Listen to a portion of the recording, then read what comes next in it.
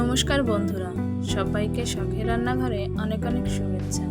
আজ আমি আপনাদের সঙ্গে শেয়ার করতে চলে এসেছি মজাদার মোরলা মাছ বা মায়া মাছের চচ্চড়ির একটি রেসিপি।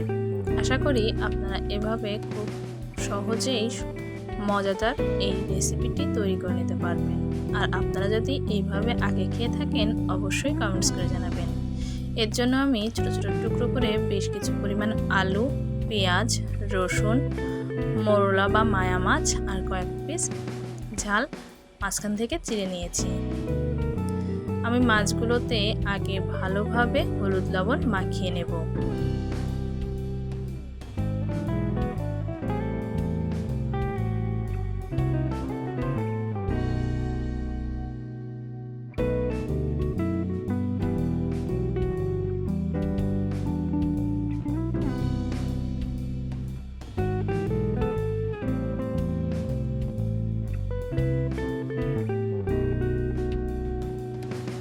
আমি মাছে ভালোভাবে হলুদ এবং লবণ দিয়ে মাখিয়ে নিয়েছি। এখন চুলায় কড়াই বসিয়ে দিয়েছি, তাতে দিয়ে দিব বেশ কিছু পরিমাণ তেল। তেল গরম হয়ে আসলে তাতে সামান্য লবণের ছিটা দিয়ে একে একে মাছগুলো দিয়ে বেশ ভালোভাবে ভেজে তুলে নিব।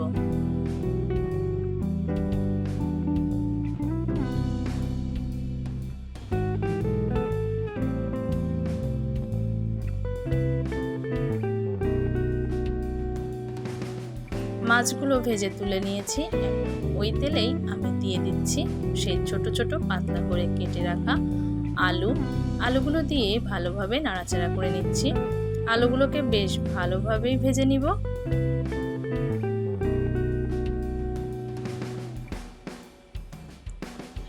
দিয়ে দিব মাঝখান থেকে চিড়ে নেওয়া কাঁচামরিচ, কুচিয়ে নেওয়া রসুনের কোয়া এবং বেশ কিছু পরিমাণ পেঁয়াজ কুচি। সব কিছু দিয়ে বেশ ভালোভাবে নাড়াচাড়া করে আলুর সাথে এগুলোকে ভেজে নিচ্ছি। দিয়ে দিব বেশ কিছু পরিমাণ লবণটা কিন্তু অবশ্যই পরিমাণ মতো দিতে হবে। দিয়ে দিচ্ছি পরিমাণ মতো হলুদ গুঁড়া।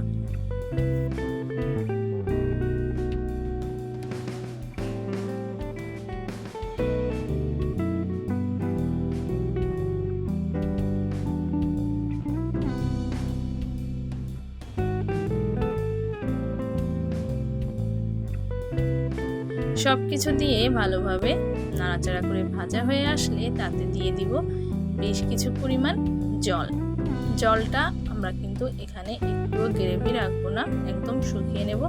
সেই অনুযায়ী কিন্তু এখানে আমরা জলটা অ্যাড করে দিচ্ছি। জলটা দিয়ে ভালোভাবে নাড়াচাড়া করে নিব।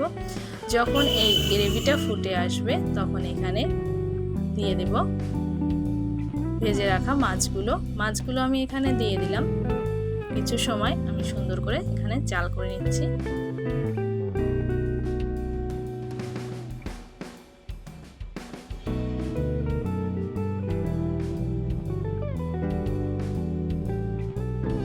আমার মাছের গ্রেভি কিন্তু শুকিয়ে এসেছে।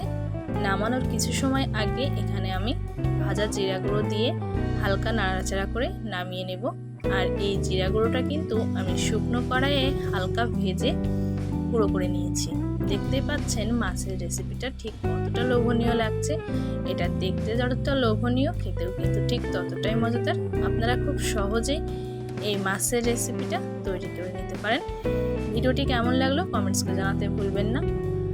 ভিডিওটি ভালো লাগলে লাইক, শেয়ার, সাবস্ক্রাইব করে পাশে থাকবেন। আর আজকে এ পর্যন্তই। আমার ভিডিওটি কেমন লাগলো অবশ্যই জানাবেন। আজকে এখানেই বিদায় নিচ্ছি। টাটা।